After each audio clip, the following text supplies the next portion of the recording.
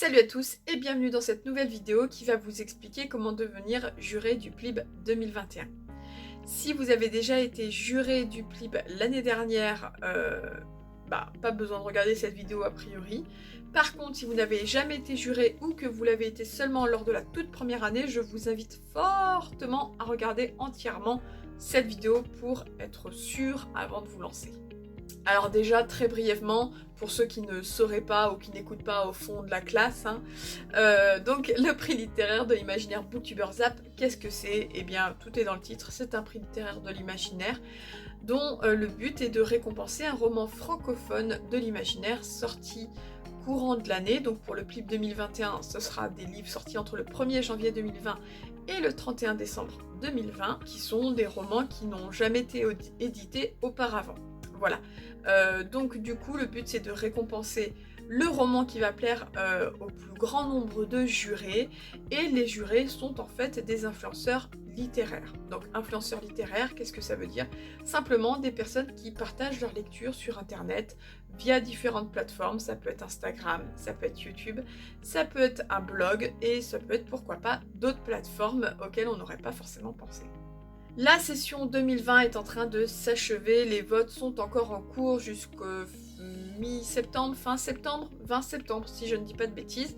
Quoi qu'il en soit, si vous êtes juré du PLIB 2020 et que vous n'avez toujours pas voté et chroniqué les 5 finalistes, hop hop hop, allez, on y va, let's go. Et pour les autres, vous êtes tranquille pour cette session, mais vous pouvez vous inscrire pour la prochaine. Alors donc, cette session 2020 s'achève, les votes sont en cours, le Ulule a très bien fonctionné, mais cette année, vous le savez ou vous ne le savez pas, nous avons annulé la remise de prix physique, tout simplement parce que voilà, on a l'habitude de la faire sur Paris, que Paris est en zone rouge, qu'on ne veut pas prendre de risques, et donc on a préféré ne pas la faire en physique. Par contre, vous aurez très prochainement des nouvelles de la remise de prix en numérique, en live, et je peux vous dire qu'on est en train de vous faire un sacré programme pour que vous ne perdiez pas trop au change. Alors, bien évidemment, tous les sous qui ont été amassés grâce à vous lors de la campagne Ulule sont sauvegardés, je vous rassure, on les garde pour l'année prochaine. Et croyez-moi, il y aura aussi du lourd l'année prochaine avec beaucoup d'auteurs, puisqu'on invitera les auteurs finalistes du PLIB 2020 et ceux du PLIB 2021. En tout cas, le 17 octobre, n'oubliez pas, c'est le jour de la remise de prix. Quoi qu'il en soit, on vous annoncera le grand gagnant de ce prix de l'imaginaire Booktubers Zap 2020. Mais du coup, comment devenir juré?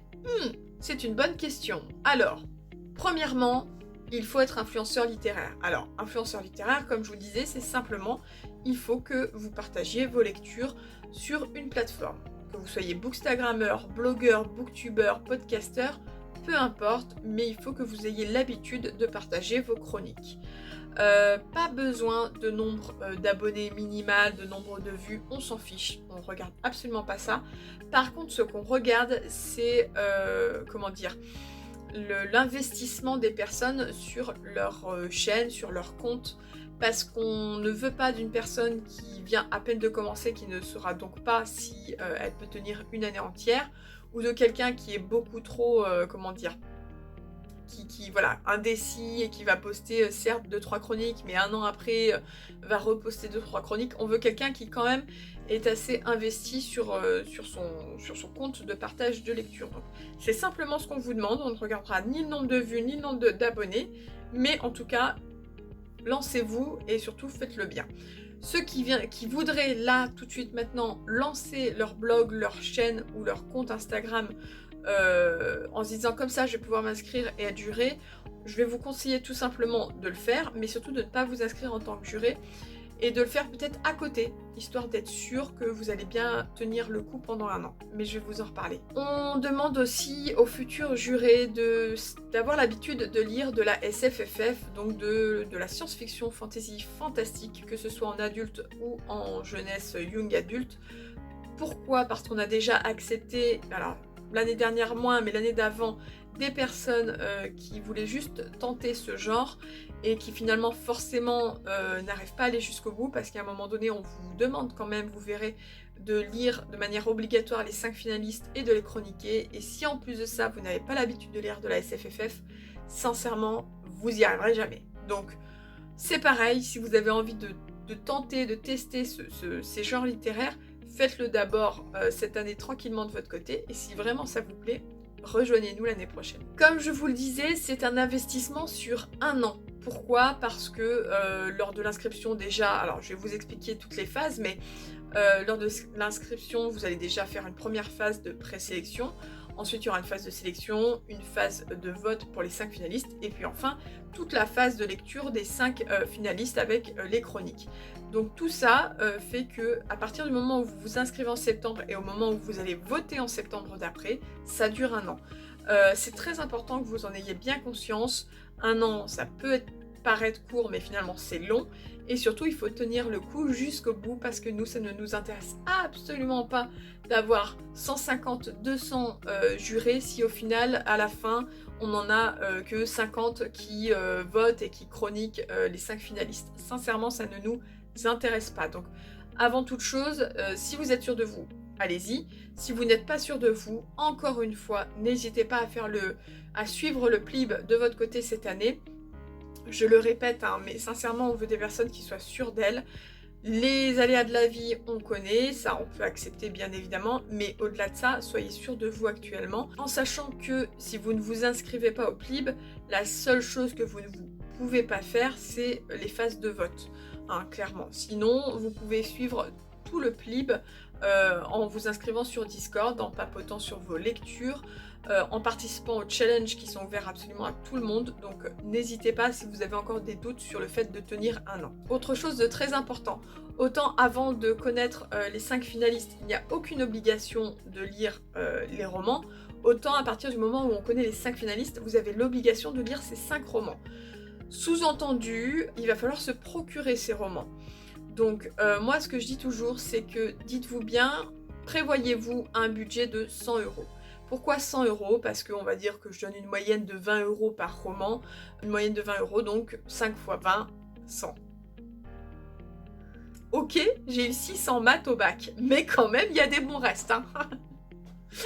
Donc du coup, voilà, c'est toujours ce que je vous dis, en sachant que il se peut tout à fait qu'on ait des romans qui nous aient été offerts par les maisons d'édition en e-book, comme ça a été le cas cette année. Il y avait 2 romans en e-book finalistes, donc déjà il en restait plus que 3 à se procurer. Il y avait également des romans en livre voyageur qui étaient finalistes, et au final, je crois qu'il ne restait qu'un ou 2 romans qui étaient...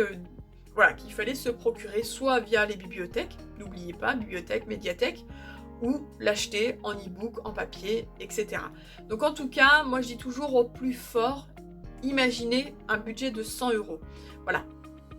Si vous sentez que vous n'êtes pas en capacité vous êtes sûr que ça va être compliqué d'acheter les livres si jamais il faut acheter les 5, sincèrement, passez votre chemin, parce que nous, l'argument du « ah oui, mais j'ai pas eu les sous », on a beaucoup de mal avec ça, puisque du début, on vous prévient, il faudra vous procurer ces romans. Ça, c'est sûr et certain. Et puis, bien sûr, ne pas oublier qu'il y a des obligations. Donc, en termes d'obligations, quand on est juré, c'est donc de participer à toutes les phases de vote. C'est pas très compliqué, hein, pour le coup.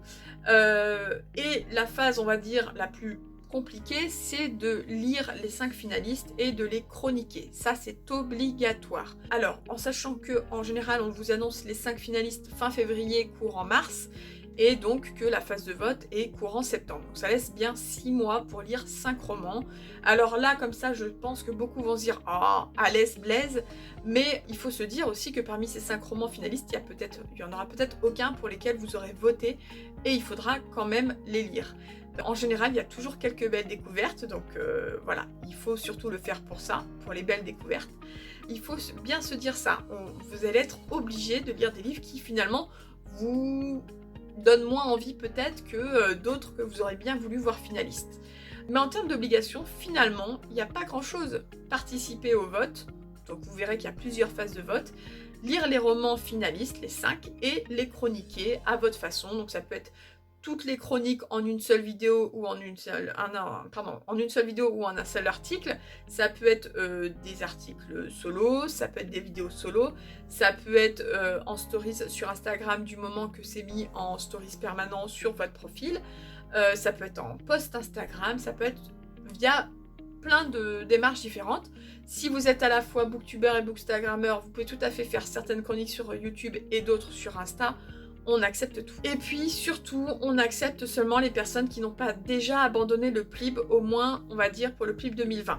Si vous avez abandonné le PLIB 2020, il n'y a aucun intérêt pour nous et pour vous, je pense, que vous vous réinscriviez au PLIB 2021. Vous n'avez pas réussi à tenir l'année d'avant, retentez tranquillement de votre côté, et si vraiment vous dites bon ça y est là c'est bon, je suis prêt, je suis ready, et ben inscrivez-vous pour le futur PLIB 2022, mais le PLIB 2021, laissez-vous le temps de bien vous tester surtout. Au niveau des phases, donc la première phase, c'est la phase d'inscription et de présélection. Donc en gros, vous allez aller remplir le questionnaire d'inscription qui sera en barre d'infos et vous allez donner déjà à ce moment-là 3 titres de romans francophones sortis donc courant d'année 2020 ou qui vont sortir, puisque nous sommes seulement en septembre.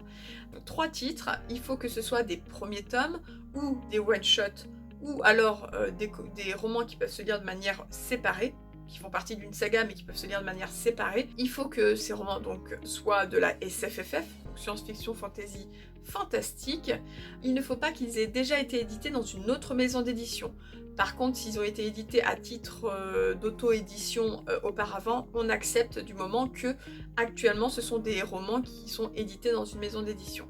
Pourquoi on n'accepte pas actuellement les romans auto-édités? Tout simplement parce qu'on ne peut pas tout accepter et que déjà en acceptant les romans édités dans des maisons d'édition, on est à plus de 120 romans présélectionnés chaque année. Comment vous dire que si on accepte l'auto-édition, on ne s'en sort plus. Ensuite, en phase 2, on a les sélections. Entre le 1er et le 15 novembre, il vous faudra voter pour 25 sélectionnés. Cette année, on a augmenté un petit peu parce qu'on a vu les années précédentes que 20, voilà, il y avait toujours un peu des frustrations en se disant finalement, il y avait peut-être quelques romans en plus qu'on aurait pu mettre pour aider, en tout cas voilà, pour aider des romans peut-être un peu moins populaires entre guillemets, mais qui ont quand même réussi à monter pas mal dans le classement. Donc du coup, cette année on s'est dit qu'on allait tenter avec 25 sélectionnés. Donc il va falloir que vous passiez d'un nombre important de romans présélectionnés, en général autour de 120, à un nombre qui sera celui de 25 sélectionnés. Donc ça c'est simplement une phase de vote, il n'y a aucune obligation de lire parmi les 120 sélectionnés, s'il y en a 120. Il peut y en avoir plus, il peut y en avoir moins. La troisième phase, c'est la phase de choix des finalistes. Donc là encore, ce sera une phase de vote où il faudra donc voter pour les 5 romans que vous voulez voir finalistes parmi les 25 sélectionnés.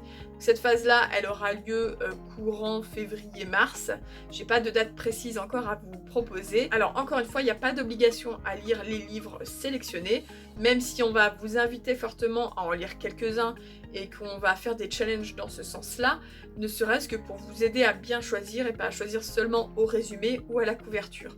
Mais après, chacun fait sa technique, chacun fait à sa façon, on n'a pas de règle absolue à ce niveau. Et enfin, la dernière phase qui va donc se dérouler de mars à septembre, c'est la phase de lecture des 5 finalistes et de chronique des 5 finalistes. Voilà, donc la phase vraiment obligatoire où il faudra lire de manière obligatoire. À savoir que vous êtes tout à fait en droit d'abandonner un roman qui ne vous plaît pas et qui est un roman finaliste.